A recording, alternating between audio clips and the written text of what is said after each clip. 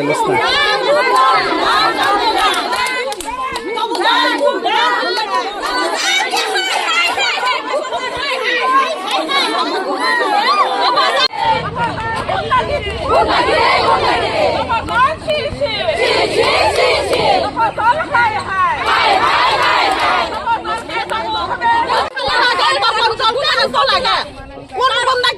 আমরা জানি না, কিন্তু তপন জনকে আমরা লাগে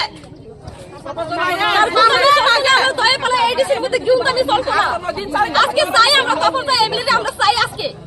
তাই যদি আজকে বিচার না করতে পারি তাহলে আমরা এই রাস্তা ব্লক করতাম না। আজকে মরবো নাইলে বাঁচবো আমরা। একদিন মরবো, সারা জীবন মরতো না, একদিন মরবো আমরা।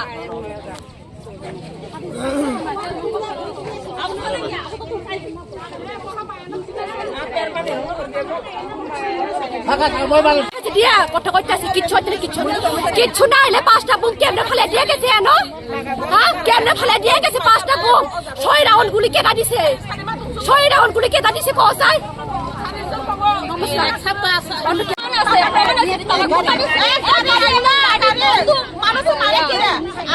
আপনারা শিখেন নেতাগিরি কি কারণে আমরা নেতা চালাইতো, দেখতো, খাওয়াইতো, দেখাইতো, কি কারণে এটা ভিতরে যে গুন্ডাগিরি আইনা যে ভোটারের মধ্যে যে আত্মীয় স্বজন হলে আমি যদি নেতাগিরি করে আমার আত্মীয় স্বজন হলে আমি কোনোদিন গুন্ডাগিরি আনতো না। আমার আত্মীয় হইলে আমি আজকে আইতো না, আমাদের এরিয়াতে আইতো লাগে না, এসব করতে লাগে না।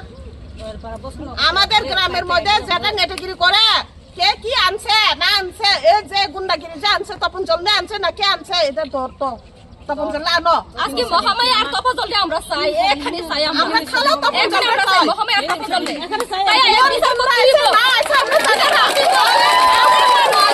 আমরা মানুষ যে আহত হইছে এটি যদি পারে বন্ধ লাগে নিজে করে খাই আবার সাড়ে সবাই খানাই তবে এমনি একটা খাই এই টাকা দিয়া তাই বিজেপি নেতারা কিনা আমরা কিন্তু চাই, আমরা তার বেচা কিনে হইতাম না, আমরা বেচা কিনে হইতাম না, আমরা নিজের মাথা লেগে আমরা রাজা লেগে আমরা জান দিয়াম। আপনার একটা অভিযোগ হচ্ছে এখানে বোম ফেলেছে এবং গুলি করেছে, কারা করেছে?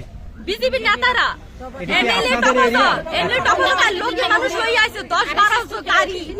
বাহিরের লোক,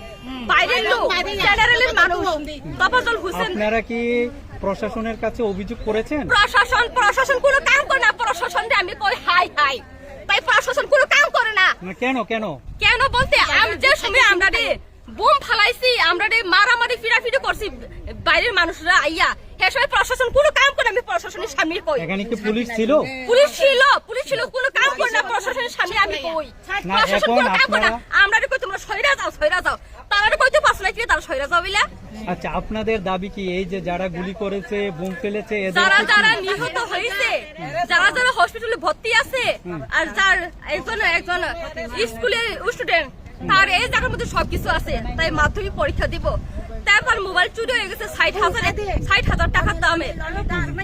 অনিল দেববর্মা, অনিল দাস বলে লয়ে গেছে বেলাসরে লয়ে গেছে মোবাইলটা।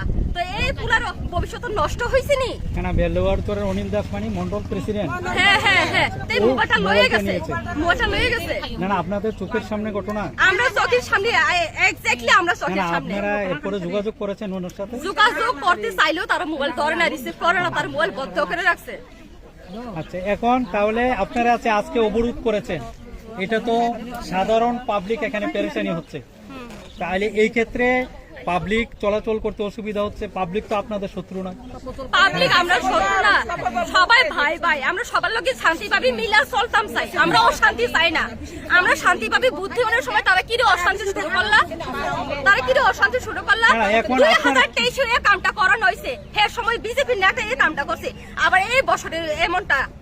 তো আমরা কই যাইবো কষ্ট, আমরা একদিন দুইদিন কয়দিন মানুষের বাড়ি আমরা ঘুমাইবো। আপনাদেরকে কি করলে আপনারা এই অবরোধ তুলবেন? আমরা তুইলাম মহামায়া আর এমএলএ টপাজল যদি এখানে যদি না হাজির হয় তাহলে আমরা এখান থেকে সরবো না।